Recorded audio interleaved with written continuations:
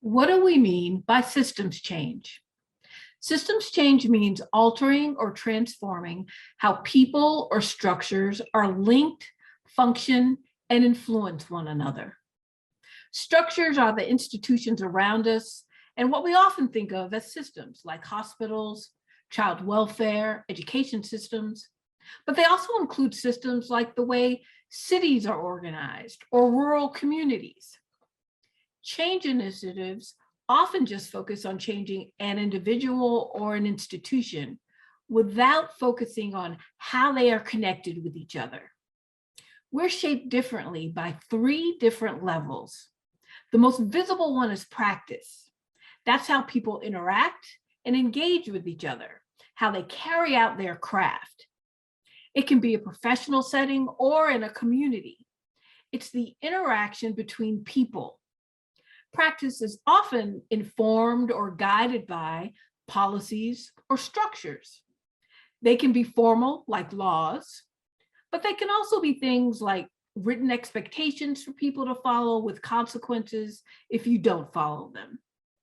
Things like traffic rules or an assessment protocol or a medical treatment protocol or sentencing guidelines in a court system. Ideally, policies and practices mirror one another, but often they don't because there's one more piece that surrounds and supports all of this. That's culture. Culture is the under the surface beliefs, attitudes, and patterns of assumptions that show up in how we do things around here. We've all likely had the experience of seeing one thing in writing and seeing that things operate or feel really different from that. That's culture. We match our practice to culture more than we actually match it to policy and structures. All these pieces are infused with relationships and power. Power has to do with whose voice matters, who gets to influence whom and how.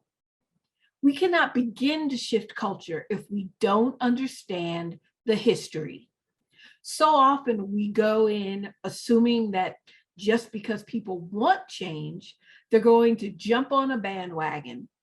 But if a community has seen reform or change efforts every couple of years with no real change, they will wait and see what's possible before jumping in.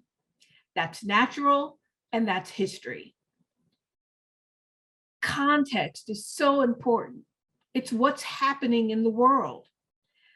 That changes how people see or understand change.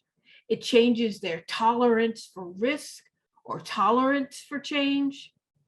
What's possible? What's preferable? What feels urgent? Where the moments of opportunity are. That's all about the context. We have to understand the mental models that are operating, the meaning we make of what's happening around us and who's doing what. It's the stories we tell ourselves to explain what's going on. Mental models are mirrored in practice, policy, and structure.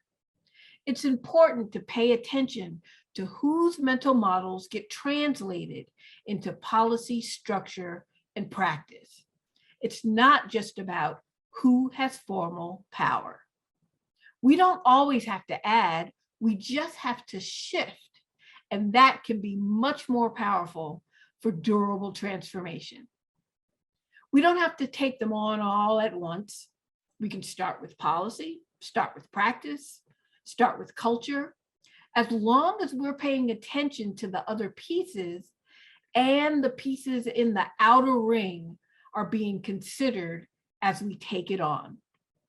And we can't do any of this unless we take on and wrestle with how we as a country, community, and individuals have been guided, trained, incentivized to see each other as more different than we actually are, and how we have erected policies and practice and driven cultures that hold inequities and deep harms in place.